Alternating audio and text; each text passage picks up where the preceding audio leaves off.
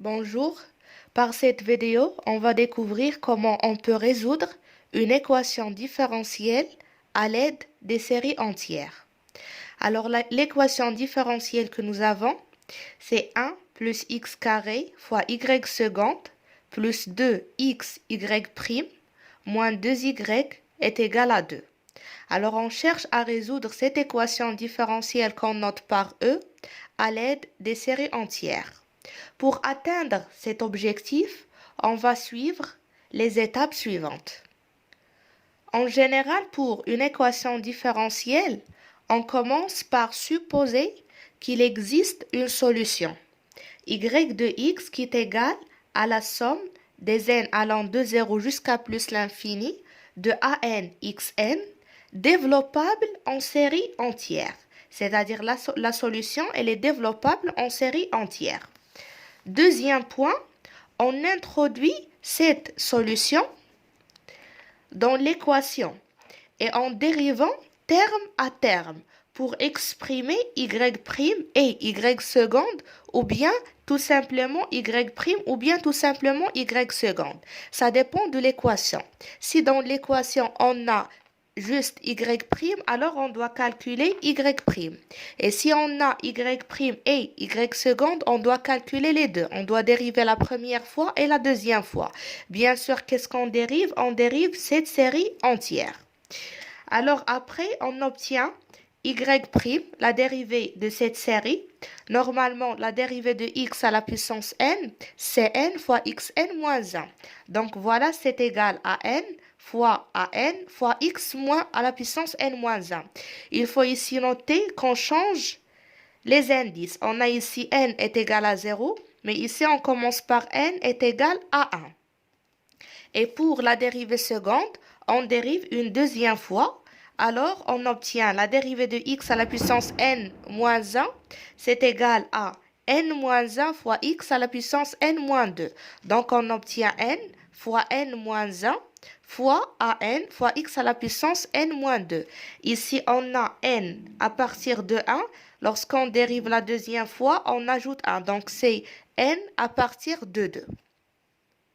Après, on remplace dans l'équation que nous avons, dans l'équation E. Et on fait des changements d'indices et on se ramène à une écriture de type la somme de n allant de 0 jusqu'à plus l'infini de bn fois xn est égal à 0. Avec bn est une suite qui s'écrit en fonction des an. Par la suite, en utilisant l'unicité des coefficients d'une série entière, on trouve que bn est égal à 0.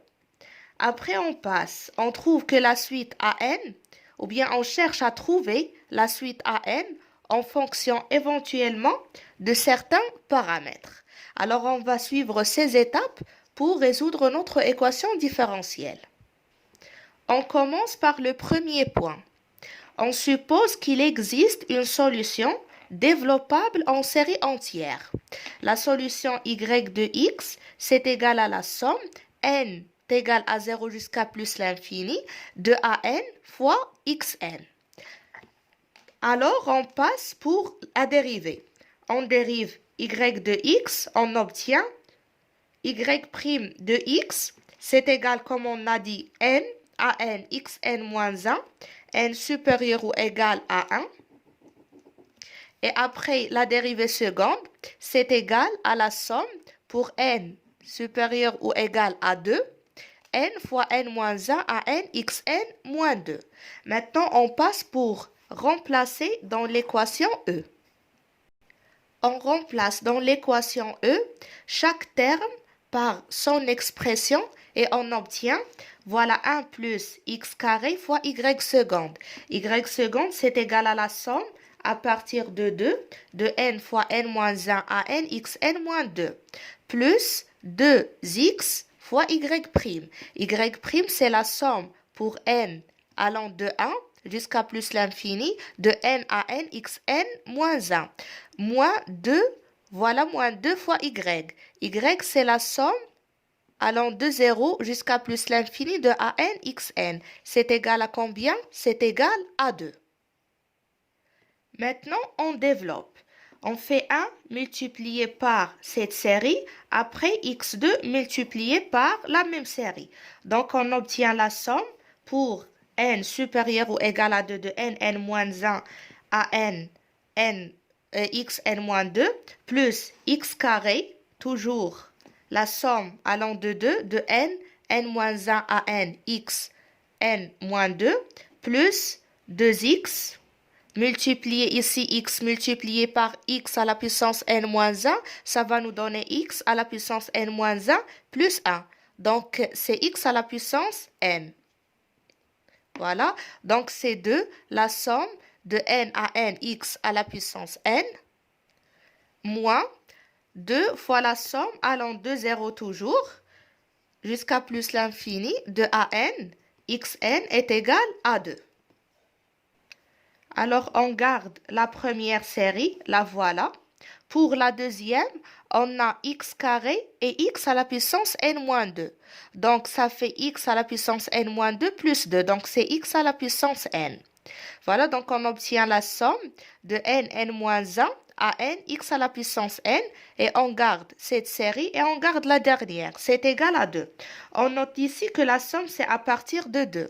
Ici, la somme à partir de 2, et ici, c'est à partir de 1. Ici, la somme à partir de 0. Qu'est-ce qu'on essaye de faire maintenant? Maintenant, on essaye d'avoir la même sommation, c'est-à-dire avoir la somme à partir de 0. Et avoir dans chaque sommation x à la puissance n. Ici, j'ai x à la puissance n. Ici, on a x à la puissance n, de même ici. Mais, on remarque qu'ici, on a x à la puissance n-2. Alors, on doit changer de telle sorte d'avoir ici x à la puissance n. Et on essaye de faire des changements au niveau des indices. Alors, on fait des changements d'indices.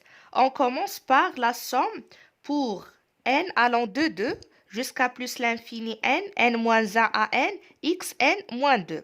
Alors, pour avoir ici n, qu'est-ce qu'on fait? On fait plus 2. Alors, on fait ici an plus 2, voilà, an plus 2.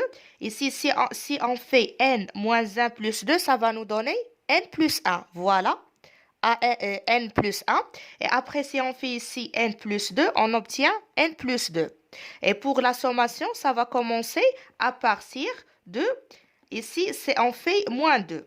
Donc, à partir de 0. Alors, on a bien la somme qui commence à partir de 0 et qu'en puissance, on a x à la puissance n. On passe maintenant pour cette deuxième série. Pour la deuxième série, on a la somme à partir de 2. Donc, on doit avoir ici 0 à la place de 2, de n-1 à n-xn. Donc, on a xn, c'est bon. Or, on remarque que la somme à partir de 2, c'est égal à la somme à partir de 0. Pourquoi? Parce que si je remplace n par 0, alors on obtient que n, 0, fois n moins 1, c'est égal à 0. Alors, si on multiplie ici, on obtient 0. Donc, c'est bon. Après, si on remplace n par 1, on obtient 1 moins 1, c'est 0. Alors, si je multiplie ici, on obtient 0. Donc, les deux sommations sont égaux. On passe maintenant pour l'avant-dernière. Dans l'avant-dernière, on a ici 1. Alors, à la place de 1, on doit avoir 0.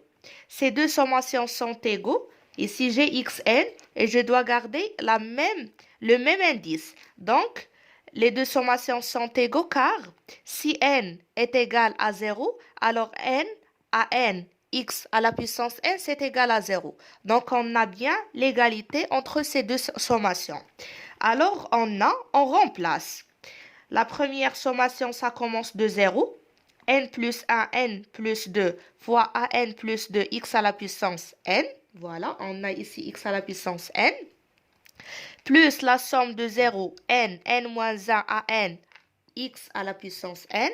Plus la sommation de 0, de 2, n à n, x à la puissance n.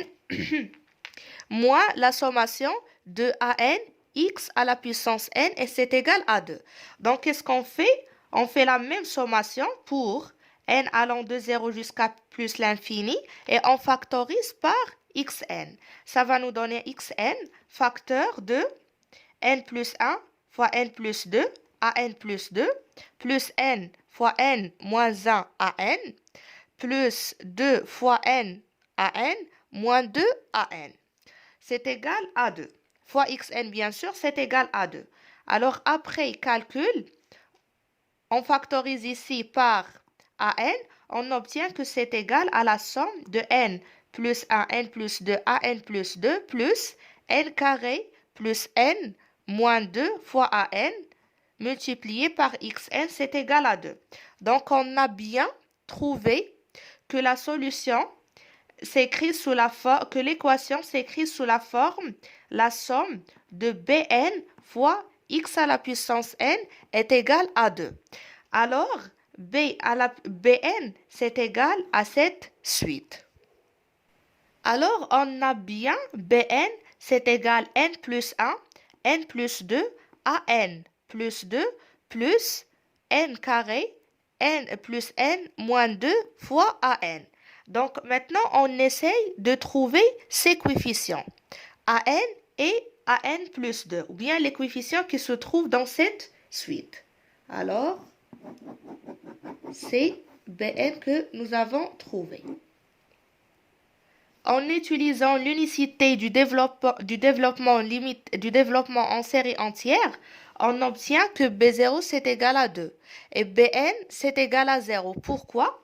Parce qu'on a la somme de Bnxn c'est égal à 2. C'est ce que nous avons trouvé. Ce qui veut dire que B0 fois x à la puissance 0 plus B1 fois x à la puissance 1 jusqu'à Bn fois x à la puissance n c'est égal à 2. Ça veut dire, ici on a B0 c'est égal à 2 et Bn c'est égal à 0. On déduit ça à partir de cette égalité. Ceci nous donne les relations suivantes. La première relation est celle-ci, on a B0 c'est égal à 2. Ce qui est équivalent à dire que 2 à 2 moins 2 à 0 c'est égal à 0. On remplace ici n par 0. On obtient 2 à 2 moins 2 à 0. C'est égal à 2, ce qui veut dire que A2 c'est égal à A0 plus 1. Et la deuxième relation, on l'obtient à partir de Bn qui est égal à 0. Bn c'est égal à 0, ça veut dire que celle-ci c'est égal à 0. Ce qui veut dire que n plus 1, n plus 2 fois an plus 2 plus n carré plus n moins 2 c'est égal à n moins 1 fois n plus 2 fois an c'est égal à 0. Ce qui veut dire que an plus 2 c'est égal à moins n moins 1 fois n plus 2 fois an sur n plus 1 fois n plus 2. On simplifie avec n plus 2. Il nous reste que an plus 2 c'est égal à moins n moins 1 sur n plus 1 fois an. Maintenant, on passe pour calculer YP et YI. Qu'est-ce que ça veut dire YP, YI? C'est-à-dire YP, Y où les N sont pairs. Et YI, c'est-à-dire Y où les N sont impairs. Et la solution Y, c'est égal à YP, les solutions avec l'indice pair, plus les solutions avec l'indice impair. On commence par y impair. Tout d'abord, on a trouvé que an plus 2, c'est égal à moins n moins 1 sur n plus 1 à n. Alors, pour n égale à 1, si on remplace n par 1, on obtient que A3, c'est égal à 0. Voilà. Ça veut dire que ce que peut-on déduire à partir du fait que A3 c'est égal à 0, c'est que tous les coefficients de rang, bien sûr impairs, parce qu'on travaille ou bien on traite le cas impair, supérieur ou égal à 3, sont nuls également. C'est-à-dire quel que soit n impair supérieur ou égal à 3, on a à n, c'est égal à 0.